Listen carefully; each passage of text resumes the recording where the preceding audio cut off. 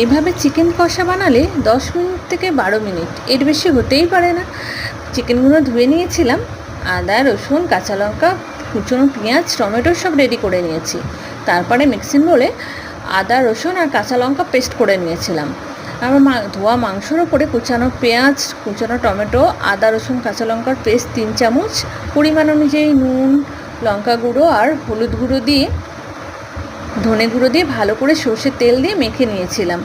মেখে আমি 45 মিনিটের মতো ম্যারিনেট করে রেখে দিই। তারপরে কড়াই সাদা তেল গরম করে তেজপাতা আর গরম মশলা ফোড়ন দিয়ে চিকেনগুলো আমি দিয়ে দিয়েছিলাম।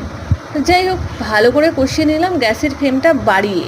দেখো জলগুলো বেরোচ্ছে, তো ভালো করে কষিয়ে নিয়েছিলাম। নিয়ে তারপরে গ্যাসটা কমিয়ে একটা ঢাকা দিয়ে দিয়েছিলাম যাতে চিকেনগুলো একটু সেদ্ধ হয়ে যায়।